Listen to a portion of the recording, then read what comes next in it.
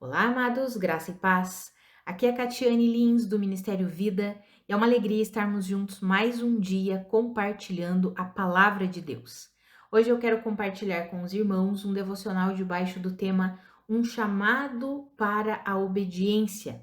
Quero ler o texto que está ali em Romanos, no capítulo 1, o versículo 5, que está escrito assim: Por meio dele e por causa do seu nome, recebemos graça e apostolado para chamar dentre todas as nações um povo para a obediência que vem pela fé.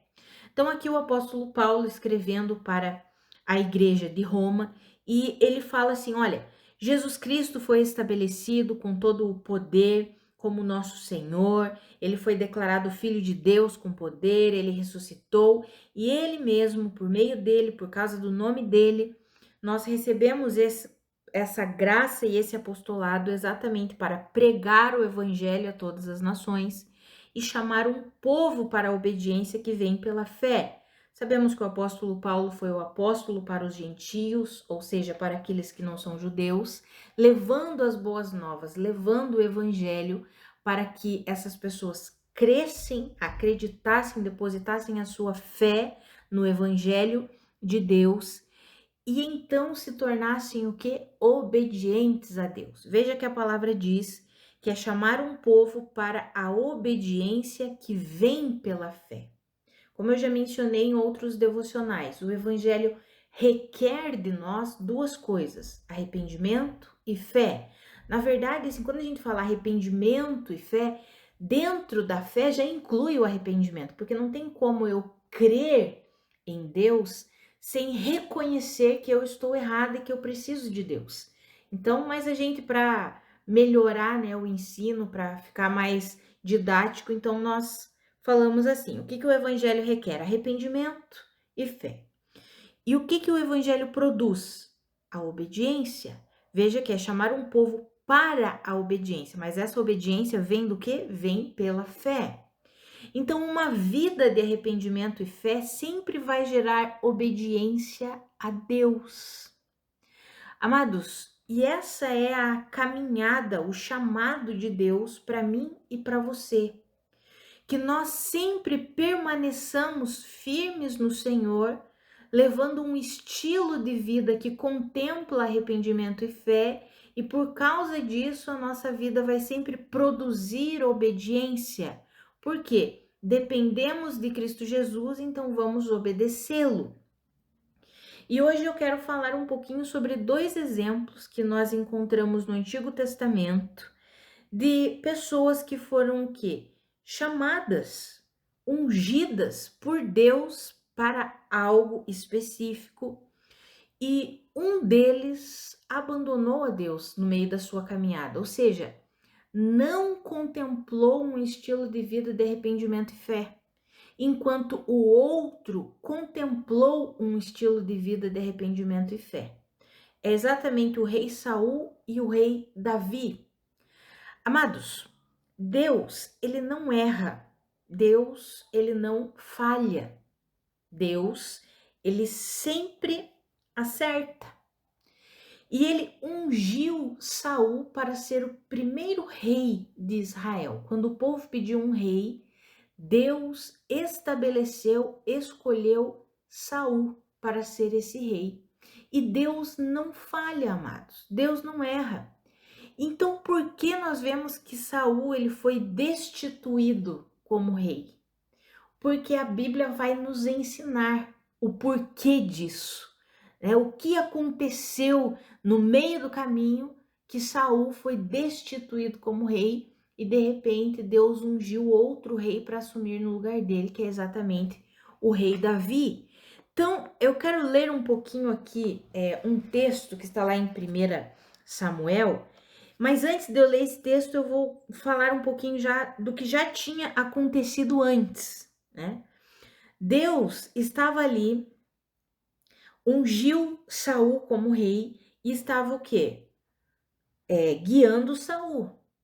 E com quem que Deus falava, né? Por intermédio de quem que Deus falava naquele tempo? Através dos profetas. Então Samuel era o profeta que Deus estava usando, foi o profeta que ungiu o rei Saul, foi o profeta que deu direções de Deus para o rei Saul. É claro que como rei, ele também recebeu do Espírito do Senhor. E ele podia, agora tinha a capacitação dada por Deus para discernir o que era certo, o que era errado, para discernir o que Deus estava direcionando ele.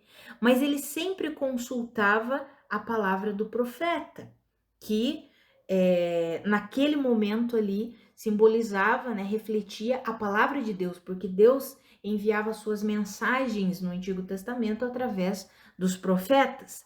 E aí chega um momento em que Saul, ele ficou com receio ali dos seus soldados, ele foi para um local esperando pela palavra que Samuel tinha dado a ele, dizendo, ó, vai até certo local, permanece ali e depois de 7 dias eu vou, nós vamos oferecer um holocausto ao Senhor, então você será enviado para a guerra.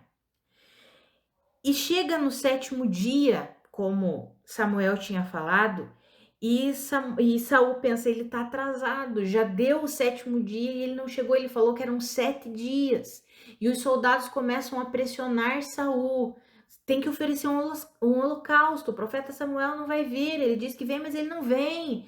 E os soldados começam a pressionar Saul, e pressionado pelos soldados, Saul vai lá e faz o holocausto, ele mesmo oferece. Quando ele termina de oferecer o holocausto, Samuel chega.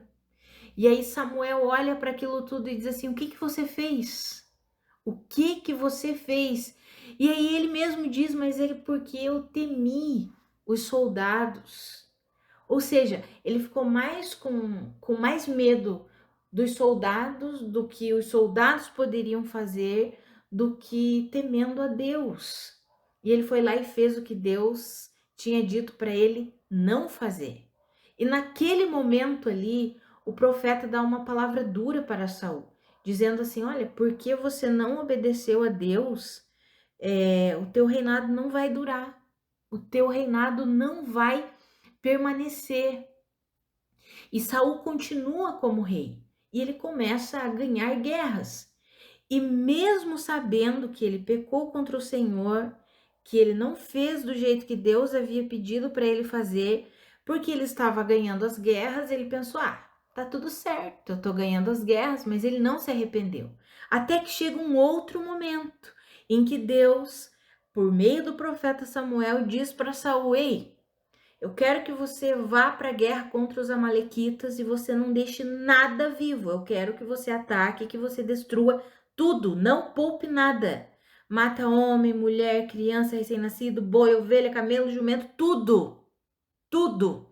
Não é para poupar nada. E aí Saul sai para essa guerra com essa palavra e ele vai.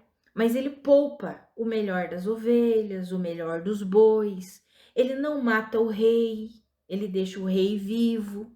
E quando Samuel vai ao encontro de Saul, depois dele ter ganho essa guerra, Samuel vai chegando e antes de perguntar para ele, Saul já chega dizendo assim: o Senhor te abençoe, Samuel. Eu segui as instruções do Senhor. E aí Samuel pergunta para ele, como que você seguiu as instruções do Senhor? E esse barulho que eu estou ouvindo, e esse balido de ovelhas que eu estou ouvindo aqui com os meus próprios ouvidos, o mugido dos bois, o que é isso que você fez, Saul? Deus não mandou você destruir tudo? Não, mas eu guardei isso que era para holocausto ao Senhor, sacrifício ao Senhor. Eu obedeci ao Senhor, eu cumpri a missão que o Senhor me designou.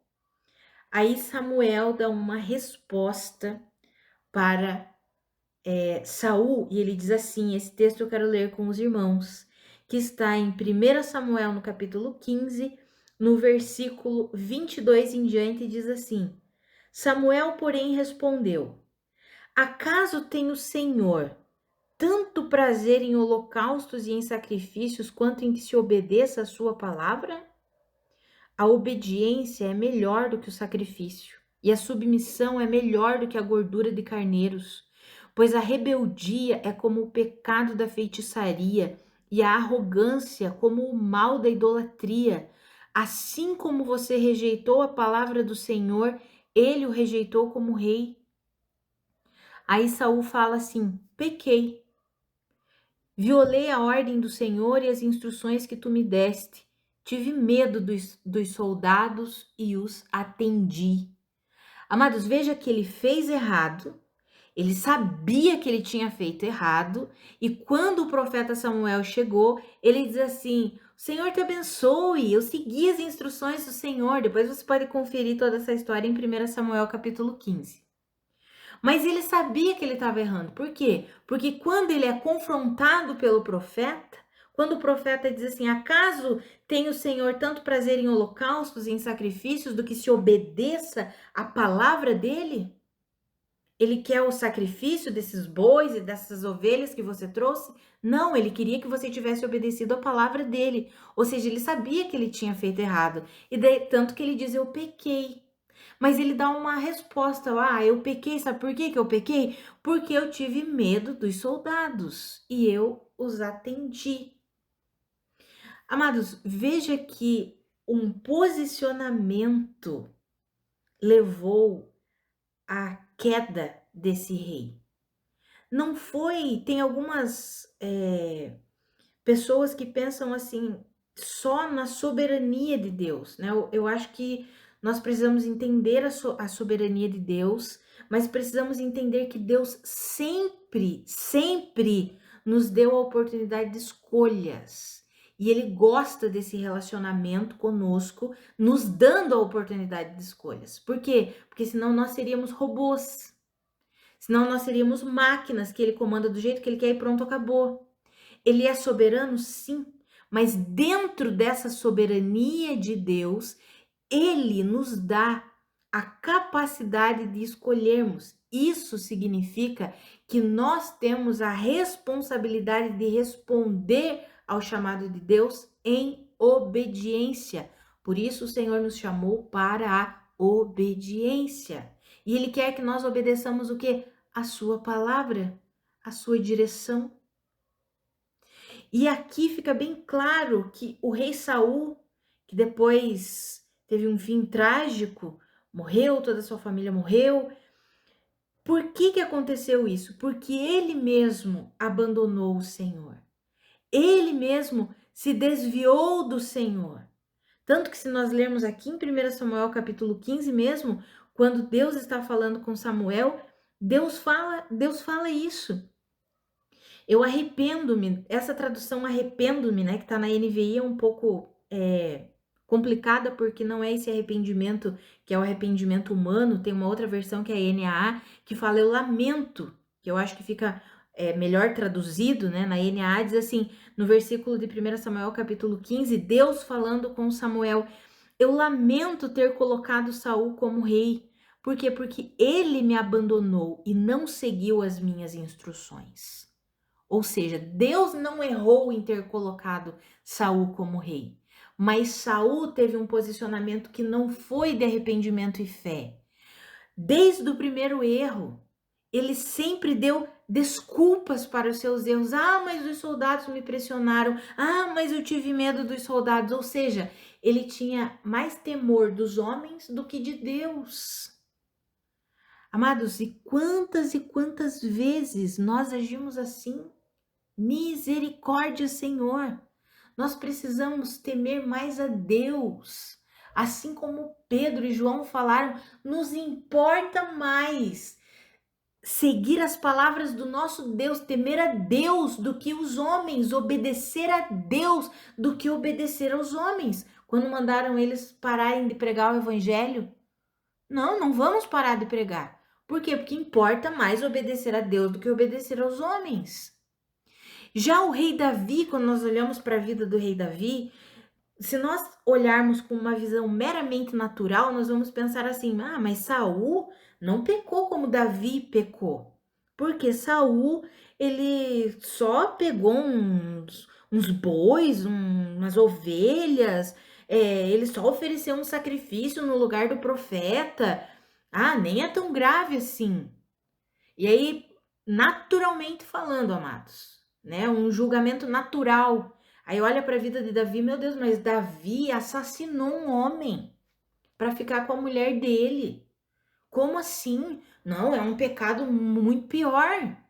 Aí, se nós tentarmos ver com os olhos naturais, nós vamos julgar completamente fora dos padrões de Deus. Por quê? Porque Deus esperava que Saul fizesse o quê? Se arrependesse, reconhecesse o seu erro, temesse mais a Deus do que os homens. Davi, quando ele errou e o profeta Natã chegou e repreendeu Davi, isso você encontra em 2 Samuel 12, a resposta de Davi ao profeta Natã foi: pequei contra o Senhor. Ele não arrumou desculpa, não, mas é por causa disso, é porque os homens isso, porque... Não, ele não disse, é porque a minha carne é fraca. Não, ele não fez nada. Ele não tentou se desculpar. Ele simplesmente disse, eu pequei contra o Senhor. Ou seja, reconheceu o seu erro, se arrependeu, porque arrependimento está relacionado ao reconhecimento dos erros. Veja que Saul disse para o profeta: profeta Samuel, que Deus te abençoe. Eu segui as instruções de Deus. Não tinha seguido nada. Aí quando o profeta confronta ele, ele diz: eu pequei. Mas é porque os homens estavam me pressionando, os meus soldados, e eu tive medo dos soldados, então eu atendi eles. Ou seja, ele temia mais os homens, as palavras dos homens, as pressões que os homens exerciam sobre ele, do que a palavra de Deus. Já Davi, quando foi confrontado, ele temeu mais a Deus, a palavra de Deus, porque quando o profeta veio, ele sabia que era Deus falando com ele. Ele sabia que não era só um profeta, era Deus falando através do profeta. Então, na hora, ele fez o quê? Pequei contra o Senhor. E nós sabemos que Davi foi estabelecido como rei. Quantas e quantas promessas estabelecidas em Davi. Sabemos a história de Davi, o homem segundo o coração de Deus. Ou seja, amados, Deus nos chama para uma vida de obediência. E para nós levarmos essa vida de obediência, nós precisamos alimentar um estilo de vida de temor a Deus. Qual que é o estilo de vida do temor a Deus? É arrependimento e fé na suficiência de Cristo Jesus. Quando somos humildes para reconhecer os nossos próprios erros, admitir que erramos, que falhamos, independente se envolve outras pessoas, se vamos ter que conversar com outras pessoas, se vamos ter que pedir perdão para outras pessoas. Precisamos viver assim, amados. Precisamos levar um estilo de vida de arrependimento e fé. Esse modelo de vida sempre vai nos conduzir para o quê? Para a obediência. Ou seja, um estilo de vida de arrependimento e fé sempre nos manterá no caminho. Amados, quando nós lemos as cartas para as igrejas do Apocalipse e vemos a última igreja, aquela Odisseia, que representa a forma que estaria a igreja do final dos tempos, nós vemos que é uma igreja que empinou o nariz e que diz que tem tudo, eu não preciso de nada, eu tenho tudo, eu sou ótima, eu sou perfeita. É uma igreja que se acha maravilhosa. Mas Jesus olha para essa igreja e diz assim: você não tem nada. Você é pobre, miserável, cega, está nu. Arrependa-se. Arrependa-se. Eu estou à porta e bato. Arrependa-se. Ou seja, é uma igreja que acha que tem tudo, mas na verdade não tem nada e precisa se arrepender. Mas muitas vezes nós podemos trazer essa aplicação para a nossa vida, para áreas da nossa vida. Às vezes nós achamos que tá tudo certo, tá tudo bem. Né? Tem algumas pessoas que pensam, assim como Saul talvez pensou, porque ele estava ganhando as guerras. Não, Deus deve ter voltado atrás, não vai me destituir como rei. Eu continuo reinando, continuo ganhando as guerras, deve estar tudo certo comigo. Mas não estava. Era temporário. Estava ganhando as guerras, pela misericórdia de Deus para com o seu povo. Amados, quantas e quantas pessoas acham que está tudo bem, que está tudo certo? Quantas vezes nós, em algumas áreas da nossa vida, achamos que está tudo bem, que está tudo certo, mas o Senhor está nos repreendendo.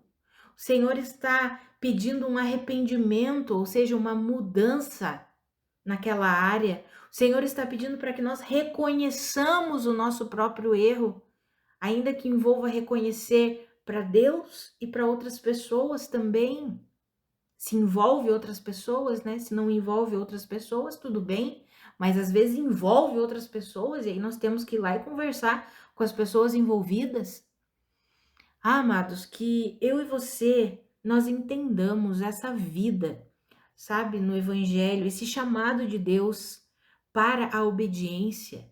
E isso não é na força do nosso braço, amados, é no poder do Espírito, é por estarmos em Cristo Jesus. Quando nós lemos Efésios capítulo 1, ali nos versículos 4, 5, nós vemos que em Cristo o Senhor nos chamou. Em Cristo Ele nos escolheu, em Cristo, por meio de Cristo, Ele nos predestinou para sermos filhos. Em Cristo Ele nos chamou para sermos santos e irrepreensíveis. Tudo isso você encontra ali em Efésios 1, 4 e 5. Ou seja, é em Cristo. Mas qual que é o nosso papel nisso tudo? É de fato permanecermos em Cristo. E como que nós permanecemos? Como que nós permanecemos?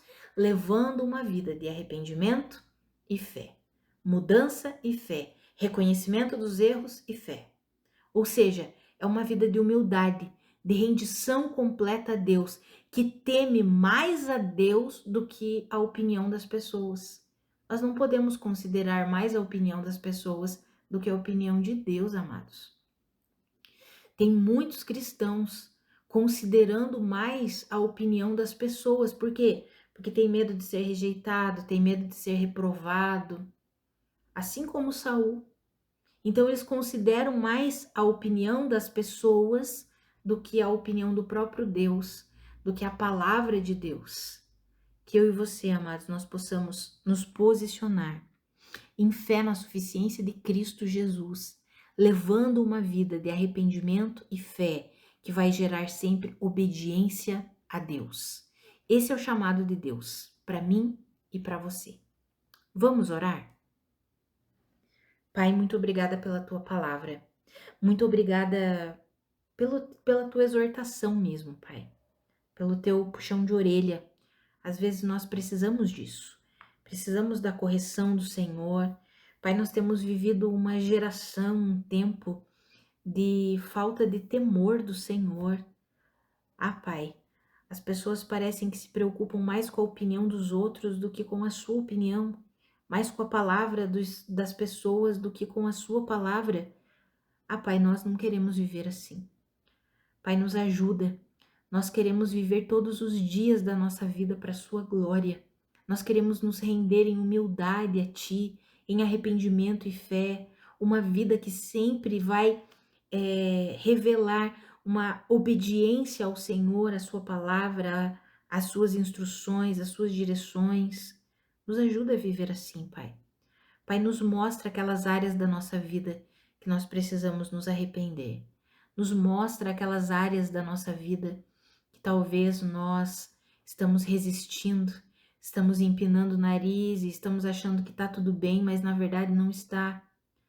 Ah, Pai, nos mostra essas áreas, porque nós queremos hoje dizer: Senhor, eu pequei contra Ti, recebo o Teu perdão e eu quero abandonar isso.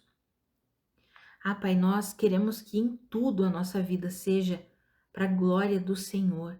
Nós não queremos nos amoldar ao padrão de vida desse mundo aqui. Nós não queremos nos amoldar ao estilo de vida desse mundo aqui, tão tolerante, tão sem temor ao Senhor, tão preocupado apenas consigo mesmo, com a opinião dos outros. Nós não queremos esse estilo de vida para nós, Pai. Nós queremos uma vida de rendição, de humildade, de arrependimento, que produz obediência, uma vida de fé, que nos leva a uma vida de obediência. É assim que nós queremos viver. Nos ajuda, Espírito Santo. Lida conosco, trabalha em nós, nos molda, em nome de Jesus, para que em tudo a nossa vida glorifique o nosso Senhor, exalte o nosso Senhor. É assim que queremos viver, em nome de Jesus. Amém. Amados, que a graça e a paz do nosso Senhor Jesus Cristo sejam multiplicadas sobre a sua vida. Um grande abraço e até amanhã.